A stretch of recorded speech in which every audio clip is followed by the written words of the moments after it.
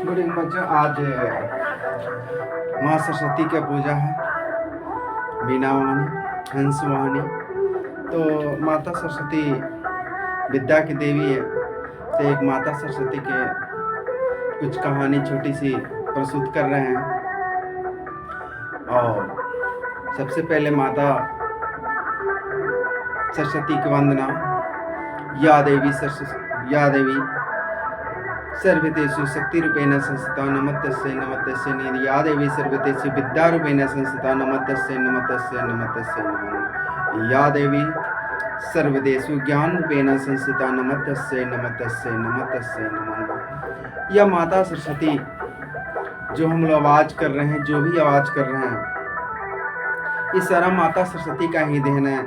पक्षियों को बोलना, मनुष्य को बोलना, पर हवा की सरसराहट, यह संपूर्णता में भी पूर्णता है।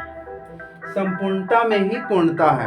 यह कहावत एक सिद्ध होता है जब ब्रह्मा जी ने सृष्टि की तो रचना कर दिया। सृष्टि की रचना करने के बाद उनको अहंकार हो गया कि मैं इतनी सुंदर सृष्टि, इतनी सुंदर संसार बना दी, सृष्टि की रचना कर दी, हमसे बड़ा कोई नहीं है।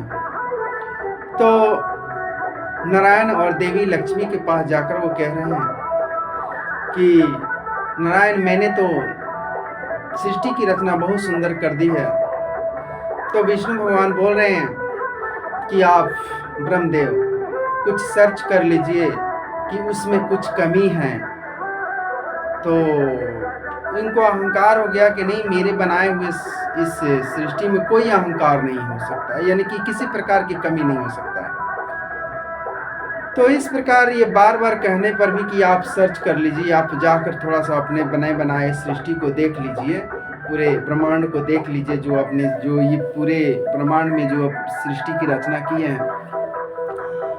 तो घूमते घूमते इनको किसी प्रकार का नजर नहीं आ रहा है। तो इसमें जाकर कह रहे हैं कि नारायण जो है मेरे कार्य की क्षमता को अवहेलना कर रहे हैं, और या हमको बार बार या किसी प्रकार की कमी नहीं है, तो हम क्या देखें। तो देवी लक्ष्मी या नारायण विष्णु भगवान आकर वो बोल रहे हैं,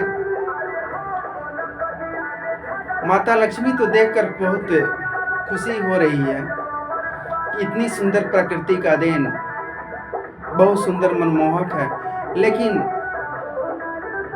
विष्णु भगवान कह रहे हैं कि नहीं, इसमें कुछ कमी है।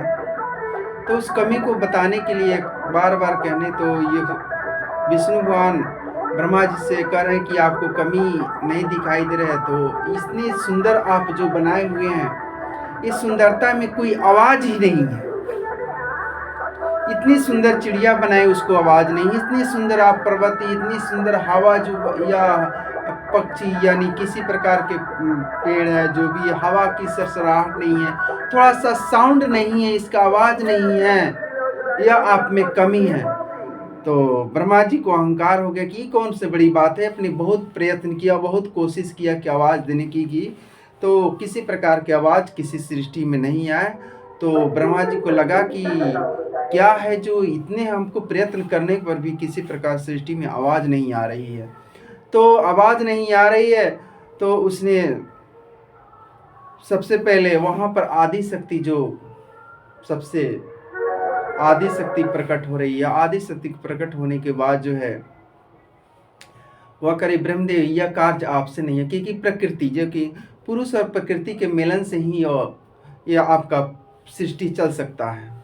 तो आप यानी संपूर्णता में ही पूर्णता होना चाहिए, क्योंकि आप में कमी है। तो इसने क्या, यानी सरस्वती माँ को वहाँ पर प्रकट कर रही है, और प्रकट करने विष्णु भगवान को उस माता सरस्वती का नाम दे रही है।